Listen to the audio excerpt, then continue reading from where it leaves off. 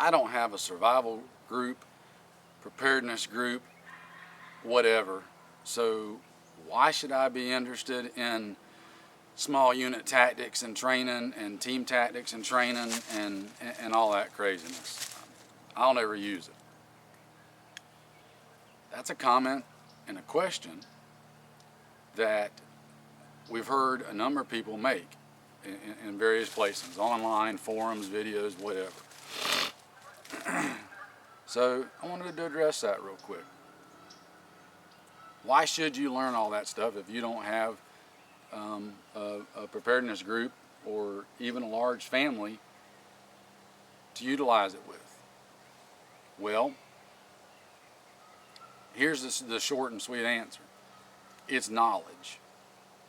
It's knowledge that if you have it right now, you might not have a preparedness group. But that doesn't mean you won't down the road. It doesn't mean that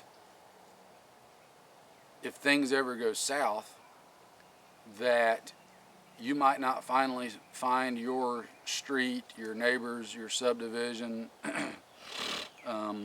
whoever, you might not finally find them all pulling together and trying to survive whatever comes our way, and suddenly you've got a de facto, after the fact, preparedness group. If you've got that knowledge and training already, then you can pass that on to others. You will then become the one to help organize and teach all of those people, be it family that shows up at your place, your neighbors, neighborhood, subdivision, whoever, that find themselves being forced to band together for protection. If you've got that knowledge, think about what kind of asset that makes you. Yeah, it's better to be trained up as a team ahead of time. That takes a long time to become a really effective team. But an ad hoc thrown together team with a little bit of training from somebody who's got that knowledge is always going to be better than an ad hoc team thrown together when nobody's got any training and they're just trying to wing it without anything to go off of. So my point in that is, just because you don't have a preparedness group now doesn't mean you won't in the future, whether it's by your choice or not. So don't be afraid to go get that kind of training. When you look at guys like Sierra 12 Tactical out in Arizona, look at Max Velocity up in West Virginia, Mosby, you've got instructors out there that are teaching that and doing a good job of it. They're teaching good sound stuff for us. Don't be afraid and think you're wasting your time or money or whatever to go get that training. Go get it as much as you can, and file that knowledge away so that if the day ever comes that you need to turn around and teach it to folks, you can. Again, not to sound like a broken record, but I'm going to sound like a broken record. Just because you don't have a team right now doesn't mean you won't down the road. Who knows? You may end up with one before things go south. You just never know. So there's not a good reason not to go get that training. So as you can, guys, get out there, train, go take the classes. I specifically noted those guys because they're the ones that I'm aware of. There may be others.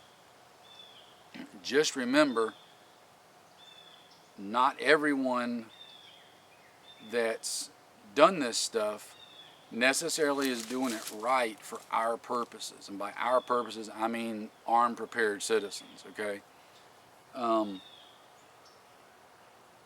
Some people think that, you can just go find anybody that's served in combat in Iraq or Afghanistan or whatever, and they can teach you all you need to know. Just go find that friend, relative, neighbor, whatever, and that's it. Well, those people probably have a lot to offer, Okay, there's a lot they can clue you in on. But you got to understand a couple of things. The fighting that the military has done in Iraq and Afghanistan is largely very different from what we'll be doing in defending our homes, neighborhoods, retreats, whatever. It's a different animal, and it requires some different techniques and procedures than what active military is doing over in those countries right now in those conflicts. You also have to understand that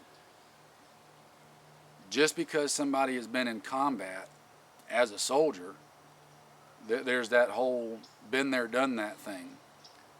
That doesn't mean necessarily that they're the right person to be teaching you. Not taking anything away from any of our vets.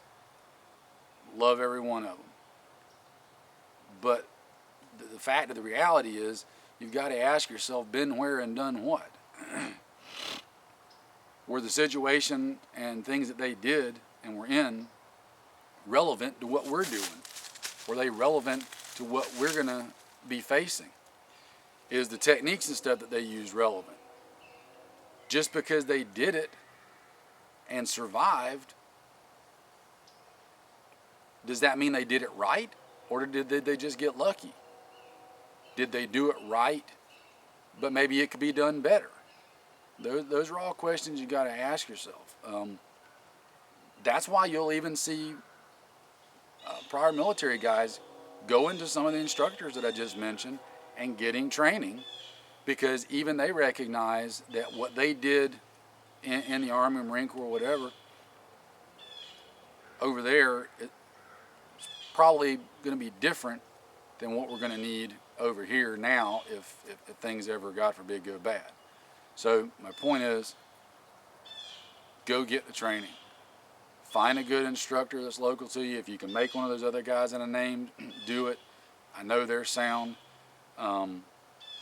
There's others out there, I'm sure. Look them up and see them. Be real careful, though, of all these Johnny-come-lately instructors that pop up, though, because unfortunately there are a lot of people out there that don't know what they're doing and are teaching you stuff that's not sound and not applicable. They fall into that category that many other people do of don't know what they don't know.